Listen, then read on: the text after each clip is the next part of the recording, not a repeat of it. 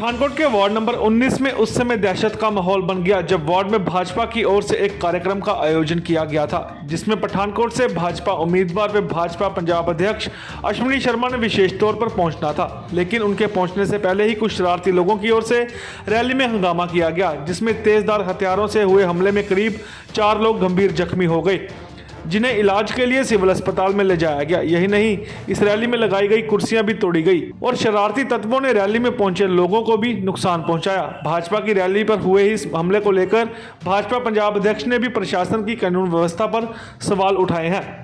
वहीं इस बारे में जब लोगों से बात की गई तो उन्होंने कहा कि वह रैली में पहुंच रहे थे कि तभी वार्ड के ही कुछ शरारती तत्वों ने रैली न करने को लेकर हंगामा करना शुरू कर दिया और तोड़फोड़ शुरू कर दी, जिसमें तेजधार हथियारों के साथ रैली में मौजूद लोगों को जख्मी किया गया। उन्होंने कहा कि भाजपा उम्मीदवार व पंजाब अध्यक्ष अश्विनी शर्मा ने इस रैली में विशेष तौर पर पहुंचना था, लेकिन उससे पहले ही शरारती तत्वों ने हंगामा करना शुरू कर दिया। रैली नहीं होने दी। जख्मी हुए लोगों ने इंसाफ की गुहार लगाई है। वहीं भाजपा प्रत्याशी व पंजाब प्रदेशाध्यक्ष अश्विनी शर्मा ने कहा कि भाजपा की रैली में कुछ शरारती तत्वों ने हंगामा किया है, जो कि सरासर गलत है। उन्होंने कहा कि प्रशासन कानून व्यवस्था बरकरार रखने में नाकामयाब साबित हो रहा है। जल्दी जड़े बाहरों आके जिन्होंने हमला किया उन्होंने बंदी कार्रवाई करनी पेगी। ये पठानकोट है, इन्हों मारना नहीं बन जाएगा। इतने बंदूका नाल नहीं, डंडे नाल नहीं, लोहे दिया राडा नाल निर्णय नहीं होगा। इतने लोग बटन दबा के निर्णय करेंगे कि कौन उन्होंने एमएलए के रूप में चाहिए और किसकी सरकार चाहिए। गुंडागर्दी, इस प्रकार की गुंडागर्दी कभी भी किसी भी चुनावी सभा के उत्ते हमला नहीं हुआ आज तक।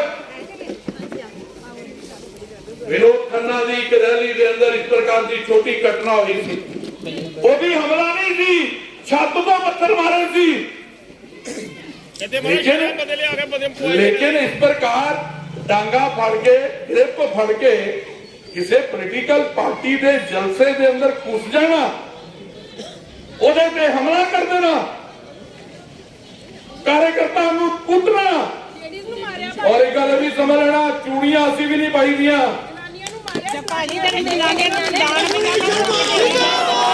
प्रशासन भी सुन ले, प्रशासन भी सुन ले। इस प्रकार की गुंडागर्दी देके ना कभी बीजेपी चुकी है, ना कभी चुकेगी।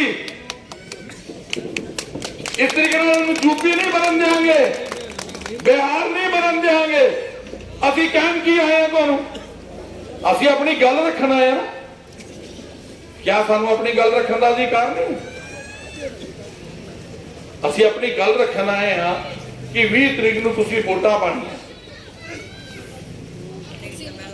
मैं अपनी पार्टी का, बीजेपी का केस रखना है तुहाडे कोल। बाकी पार्टियां ने भी आना, हर पार्टी नूं जी आया। लोकतंत्र है, वो अपनी गल कहेंगे, मैं अपनी गल कहांगा। लोकां नूं जिहदी गल च दम लगेगा ओहदा बटन दबा देंगे। इह डंडे कित्थों आ गए, इह लाठियां कित्थों आ गईयां? हुण असीं चुनाव हार गए थे एमसी का, चाहे लड़े किसी नाल जाके, क्या मुखामुखी होए हैं, क्या किसी नूं गालां कड्डियां? मैं 17 च चुनाव हार गया, क्या मैं आके लड़िया तुहाडे नाल? ये की है? पॉलिटिकल पार्टी नूं रैली नहीं करन देनी। रैली कर रहे हैं, हमला करने वाले की हिम्मत है तो आके मेरे ते हमला करें, कार्यकर्ता से नहीं। मेरे कार्यकर्ता तक पुजन तो पहला इन्होंने कसूर की है। इन्होंने कसूर है कि मैं इन्होंने किया कि तुम रैली रखो। मैं कह रहा हूं रैली रखो, फिर रैली मेरे कहने से रखी गई है। जे तुहानू कोई हमला करना है ते मेरे ते करो, मेरे कार्यकर्ता ते नहीं। और मेरे तक आन तो पहला 100 बार सोच लेना। और मेरे कार्यकर्ता ते अज जो तुसी कीता ये बड़ी दूर तक जाएगा। ਔਰ ਪਠਾਨਕੋਟ ਦੀ ਅਮਨ ਪਸੰਦ ਜਨਤਾ ਵੀ ਪਠਾਨਕੋਟ ਨੂੰ ਬਿਹਾਰ ਨਹੀਂ ਬਣਨ ਦੇ। ਇਹ ਗੁੰਡਾਗਰਦੀ ਤੁਸੀਂ ਇੰਨੇ ਵਾਰੀ ਵੋਟਾਂ ਪਾਈਆਂ। ਇਹ ਮੈਨੂੰ ਲੱਗਦਾ ਕਿ ਬਿਨਾਂ ਕਿਸੇ ਸ਼ਾਇਦ ਹੀ ਇਸ ਪ੍ਰਕਾਰ ਦੀ ਗੁੰਡਾਗਰਦੀ ਨਹੀਂ ਹੋ ਸਕਦੀ। ਲੋਕਤੰਤਰ ਦੇ ਅੰਦਰ ਹਰ ਪਾਰਟੀ ਨੂੰ ਆਪਣੀ ਰੈਲੀ ਜਲੂਸ ਕਰਨ ਦਾ ਅਧਿਕਾਰ ਹੈ, ਲੇਕਿਨ ਜਿਸ ਪ੍ਰਕਾਰ 40-50 ਲੋਕਾਂ ਨੂੰ ਗੁੰਡਿਆਂ ਨੂੰ ਬਾਹਰੋਂ ਲਿਆ ਕੇ ਸਾਡੇ ਕਾਰਜਕਰਤਾ ਤੇ ਹਮਲਾ ਹੋਇਆ, ਉਹਨਾਂ ਦੇ ਸਿਰ ਫੱਟੇ ਨੇ, ਇਹ ਇਸ ਗੱਲ ਦਾ ਸੰਕੇਤ ਹੈ ਕਿ ਪ੍ਰਸ਼ਾਸਨ ਜਿਹੜਾ ਕਾਨੂੰਨ ਵਿਵਸਥਾ ਬਣਾ ਕੇ ਰੱਖਣ 'ਚ ਨਾਕਾਮਯਾਬ ਹੈ। ਆਪਾਂ ਅੱਜ ਅਸ਼ਨੀ ਪ੍ਰਧਾਨ ਜੀ ਦੀ ਰੈਲੀ ਰੱਖੀ ਸੀ, ਵਾਰਡ ਨੰਬਰ 19 ਤੇ ਵਾਰਡ ਨੰਬਰ 39 ਸਾਂਝੀ ਰੈਲੀ ਸੀ ਦੌਲਪੁਰ ਵੱਡੇ ਵਿੱਚ। ਦੁਪਹਿਰੀ ਮੈਂ ਤੇ ਆਪਣੇ ਸਸੁਰਾਲ ਗਿਆ ਸੀ, ਮੇਰੇ ਮੰਮੇ ਦੀ ਡੈਥ ਹੋਈ ਸੀ, ਮੈਂ ਉੱਥੇ ਪਕੜੀ ਸੀ, ਮੈਂ ਗਿਆ ਸੀ। ਮੈਨੂੰ ਇਹਦਾ ਲੌਂਡੀ ਦਾ ਫੋਨ ਆਇਆ ਵੀ ਇਹ ਰੈਲੀ ਮੈਂ ਨਹੀਂ ਹੋਣ ਦਿੱਤੀ।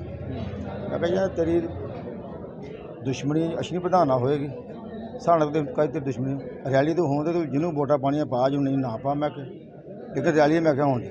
ਮੇਰੇ ਇਹਨੇ ਫੋਨ ਤੇ ਹੀ ਧਮਕੀ ਦੇ ਦਿੱਤੀ ਵੀ ਮੈਂ ਇੱਥੇ ਗੋਲੀਆਂ ਚਲਾ ਦਿਆਂਗਾ, ਮੈਂ ਇਹ ਕਰ ਦਿਆਂਗਾ, ਮੈਂ ਇਹ ਕਰ ਦਿਆਂਗਾ। ਮੈਂ ਕਿਹਾ ਇਹੋ ਜਿਹੇ ਡਰਾਮੇ ਨਾਲ ਛੱਡੋ, ਨਹੀਂ ਚੰਗਾ ਨਹੀਂ ਬੰਦਾ ਲੱਗਦਾ, ਰੈਲੀ ਹੋਣ ਦਿਓ, ਨਹੀਂ ਕਰ ਪਾਣੀ। ਮੈਂ ਕਿਹਾ ਚਲੋ ਮੈਂ 4 ਵਜੇ ਵਾਪਸ ਆਇਆ ਸਸੁਰਾਲ ਤੋਂ। 4 ਵਜੇ ਆ ਕੇ ਮੈਂ ਕੁਰਸੀਆਂ ਵਜਾਉਣੀ ਸ਼ੁਰੂ ਕਰਤੀਆਂ। ਇਹਨੇ ਹੌਲੀ ਹੌਲੀ ਕਰਦੇ ਹੋਏ ਮੁੰਡੇ 50-60 ਆਪਣੇ ਇਹ ਕੋਈ ਠੇਕੇ ਠਾਕੇ ਨੇ ਸ਼ਰਾਬ ਦੇ, ਇੱਥੇ ਮੁੰਡੇ ਆਪਣੇ ਸੱਦ ਲਏ ਨੇ। ਸੱਦ ਕੇ ਤੇ ਉੱਥੇ ਇਹਨਾਂ ਨੇ ਪਿਛਲੇ ਪਾਸੇ ਖਲੋ ਗਏ। ਇੱਕ ਨੇ ਮੈਕ ਮੰਗਾ ਲਿਆ, ਸਪੀਕਰ ਮੰਗਾ ਲਿਆ। ਜਿਸ ਤਰ੍ਹਾਂ ਮੈਂ ਸਪੀਕ ਕਰਨ ਲੱਗਾ ਉਸ ਤਰ੍ਹਾਂ ਅੱਗੋਂ ਇਹ ਵੀ ਸਪੀਕ ਕਰਨ ਲੱਗ ਪਿਆ। ਉੱਥੇ ਲੋਕਾਂ ਨੂੰ ਘਰ ਘਰ ਜਾ ਕੇ ਕਹਿੰਦੇ ਵੀ ਨਾ ਆਇਓ ਨਾ ਆਇਓ, ਲੇਕਿਨ ਲੋਕ ਫਿਰ ਵੀ 400-500 ਦੀ ਹਾਜ਼ਰੀ ਵਿੱਚ ਲੋਕ ਪਹੁੰਚ ਗਏ। ਇਹ ਲੋਕਾਂ ਨੂੰ ਵਾਪਸ ਕਰਨ ਦੇ ਤੇ ਧਮਕਾ ਕੇ ਵੀ ਚੱਲ ਜਾਓ, ਇੱਥੇ ਗੋਲੀ ਚੱਲ ਪੈਣੀ ਹੈ, ਇੱਥੇ ਡਾਂਗਾ ਚੱਲ ਪੈਣੀਆਂ, ਇੱਥੇ ਇਹ ਹੋ ਜਾਣਾ, ਇੱਥੇ ਇਹ ਹੋ ਜਾਣਾ।